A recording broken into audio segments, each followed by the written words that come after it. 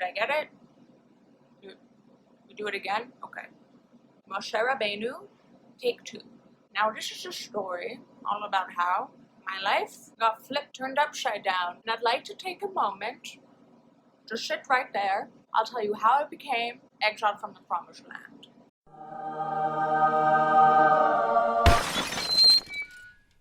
Welcome back to another episode of And God Was Like. This is a really special episode because it is the first in the book of Devarim, which is the last of 5 books allegedly written by Moses. Devarim, or Deuteronomy, is basically a history book full of Moses' speeches. Sounds really boring, but it's exactly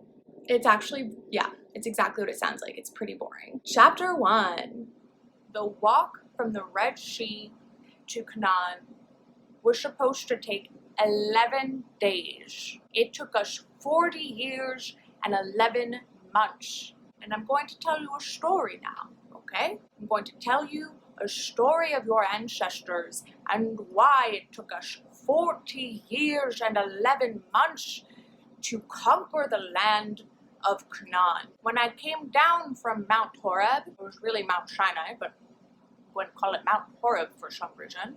God told me to tell you to go forth and take the land. But you were complaining so freaking much. And I could not bear the burden alone. So I created a judicial system. Sorry, Moses, it was actually Jethro, your father-in-law, who told you that you needed to make a judicial system because what you were doing was not a very good thing. He was like, you can't just live on coffee, Adderall, and God alone. You gotta create a government.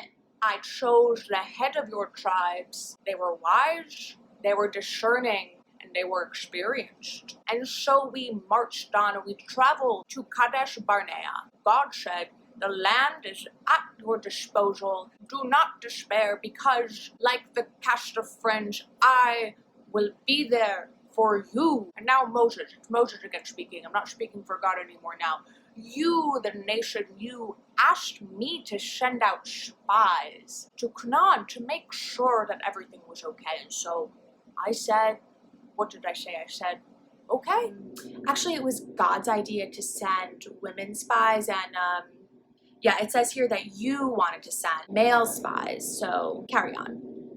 And so they went to the Wadi Ashol. They picked delicious fruits, and they came back and the spies said it was a good land. And you said, no frickin' way are we going to conquer the land of the Canaanites. They're too big. And that was the sin of the spies and the reason that we were in the desert for 40 years. So about the sin of the spies, it is directly correlated with Tisha B'Av. A lot of really bad things happen to the Jewish community on the 9th of Av, which usually falls in early August. In this Mishnah, God responds to the nation of Israel who turned against him and refused to enter Canaan because they were scared of the hot Canaanites. And he said, you cried before me pointlessly, and so this day I will fix for you as a day of crying for generations. And so whether you believe in God or not, the following events that occurred on Tisha B'Av are really freaky. So first was the sin of the spies itself. We were doomed to wander in the desert for an extra 40 years. And then we got the destruction of the first temple, Solomon's temple. And then the second temple was destroyed by the Roman Empire. There was the Bar Kokhba revolt, which is known as the Third Jewish Revolt. Spoiler alert, we didn't win that one. In 1290 on Tisha B'Av, Jews were expelled from England. In 1306 on Tisha B'Av, Jews were expelled from France. In 1492, Jews were expelled from Spain. In 1941, Hitler's final solution began. 1942 saw the mass deportation of Jews from the Warsaw Ghetto to the Treblinka concentration camp. In 1994, a Jewish community center in Buenos Aires exploded. 85 people died, 300 were injured. My father was born in Buenos Aires, so that really hits close to home. Chapter 2. And so then we continued on. As we wandering Jews wander, we wandered, and we pillaged, and we plundered, and other people, they pillaged and they plundered too, and all the while, God gave you water, and he gave you quails, and he gave you manna. And so now we've arrived at the time in my history when all of your fathers died.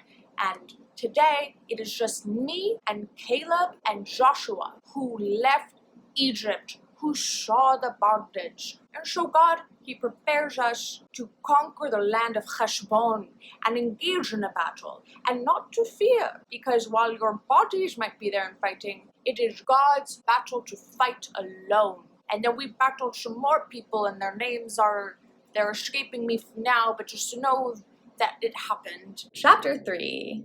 Fast forwarding a lot. This happened yesterday, maybe. I gave land outside of the promised land to the tribes of Reuben, the tribe of Gad, and the half tribe of Manasseh. But under the exception that they traveled with us as troops to the promised land, Israel, Am Israel. And then I told my student Joshua, who will become your leader after I die, I told him, you see all the battles that we engaged in, we are small people, and we are puny, and we are fucking annoying, but God is always with us, and as long as you believe and you are righteous, God will be with you too. And so do not fear how hot the Canaanites are, how strong and strapping, no matter how much their pants bulge. Do not fear their BDE, for God is with you. So here's my takeaway. The purpose of Moses telling all these stories is basically to encourage them to take the land of Canaan with no remorse, only pride, because it is what God intended. But from the Israelites' point of view, it's like, okay, if God can protect us and all this shit, why doesn't He just deliver us to the land? Why do we actually have to go and kill everyone? God doesn't want to raise a nation of spoiled brats. He wants them to experience everything for themselves, but also trusting that God will be there for them when they need it most. What I think is that after the destruction of the Second Temple, God realized that He was being too much of a hands-on papa, a helicopter dad, and He needed to just let us figure our shit out on our own. Well, shit got really bad, and we didn't really handle it well on our own, I don't think, but hearing Moses give this history lesson is really interesting to see how he's manipulating history through his own eyes. But even though some of these things didn't actually happen the way he explains them, it's how he feels in his heart. And to learn history so that we don't repeat it, we not only need to learn from the history books and the dates and the facts and shit, but we also need to learn history from people's memories. When the emotion guides our facts, it gives us a bigger picture of what really happened. So you can't just have one or the other. We need both. And I guess what I'm saying is, be confident, you guys. Your life is not predestined. There is a light at the end of the tunnel, and it's up to us to figure out how to get there. If we lead life without fear, we can accomplish so much more. Our greatest enemy is ourselves. So I guess what I'm saying is, text him first. Next week, we're getting into another one of Moses' speeches, and I fucking hope it's a little more interesting. Shabbat shalom.